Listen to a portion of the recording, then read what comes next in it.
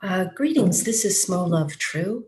It is Saturday, November 28th, 2020, and it is 8:42 a.m. I hope everybody had enjoyed family time or with friends for the Thanksgiving celebrations this past Thursday.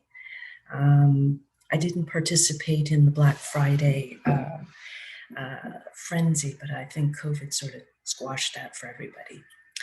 Anyway, hopefully my audio is coming through okay.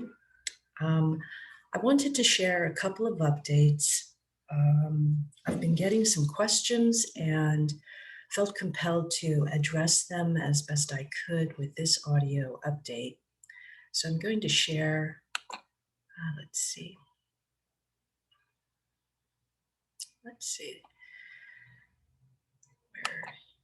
do this one here, share.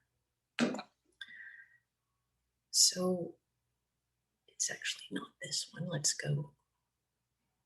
Here we go. And I'll just make this a little bigger here. Oops. Here we go. So essentially, this public recording has a lot to do with this particular trust. And it was necessary for anybody who had the inclination to capture this trust.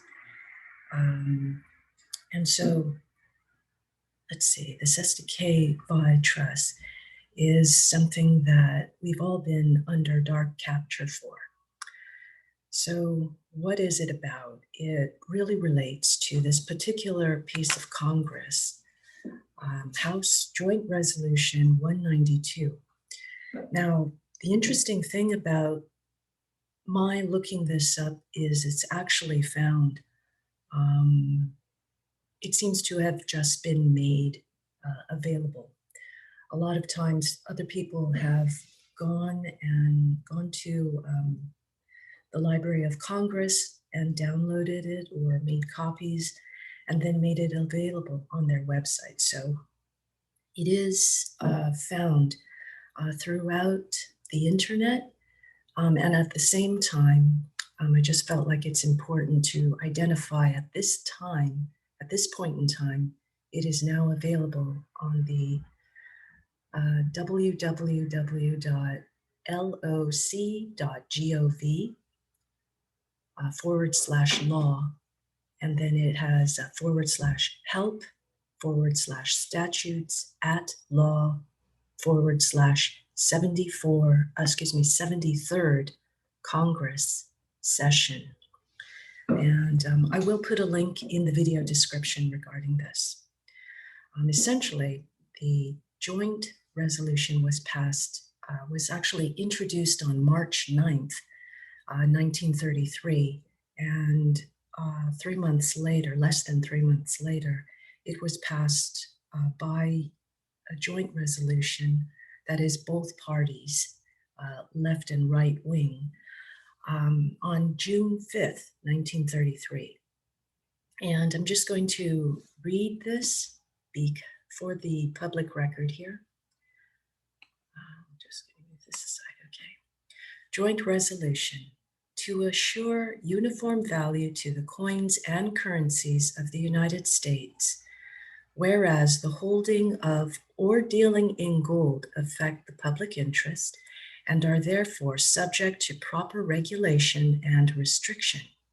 And whereas the existing emergency has disclosed that provisions of obligations which purport to give the obligee a right to require payment in gold or a particular kind of coin or currency of the United States, and in an amount in money of the United States measured thereby, obstruct the power of the Congress to regulate the value of the money of the United States and are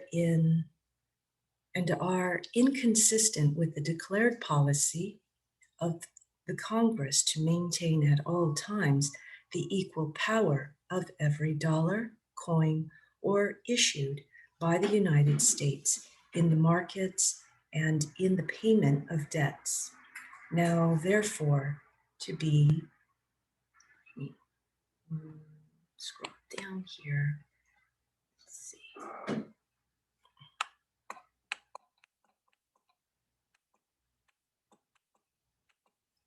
Go to the next page here. Let's see. Okay.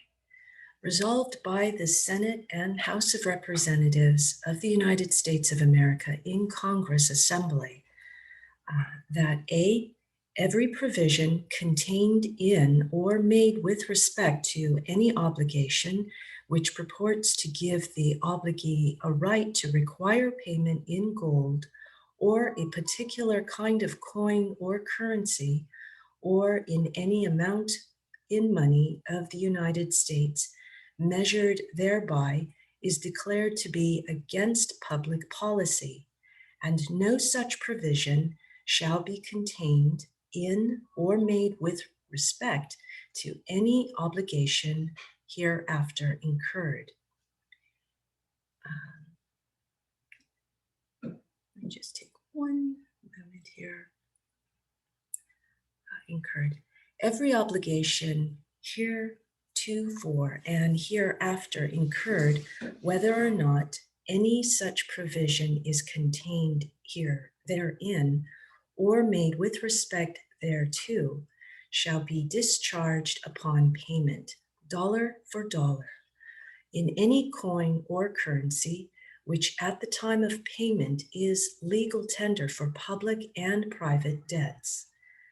Any such provision contained in any law authorizing obligations to be issued by and under authority of the United States is hereby repealed, but the repeal of any such provision shall not invalidate any other provision or authority contained in such law.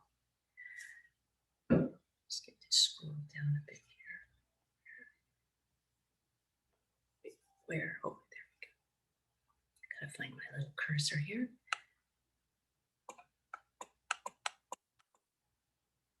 B.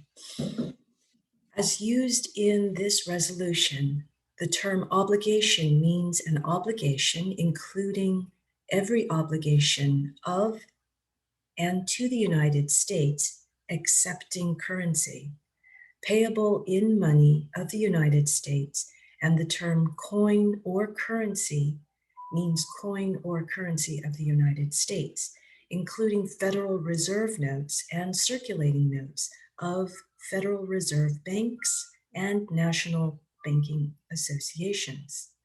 Section 2.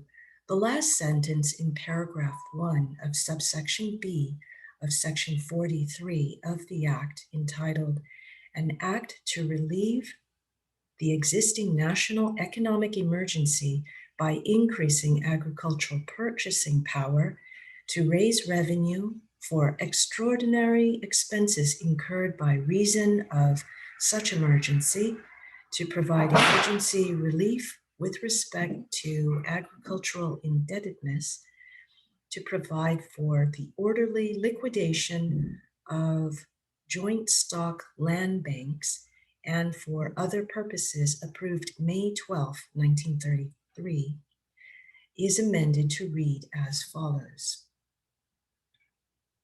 All coins and currencies of the United States, including Federal Reserve notes and circulating notes of Federal Reserve banks and national banking associations, heretofore and hereafter coined or issued, shall be legal tender for all debts, public and private, public charges, taxes, duties, and dues, except that gold coins, when below the standard weight and limit of tolerance provided by law for a single piece, shall be legal tender only at valuation in proportion to their actual weight.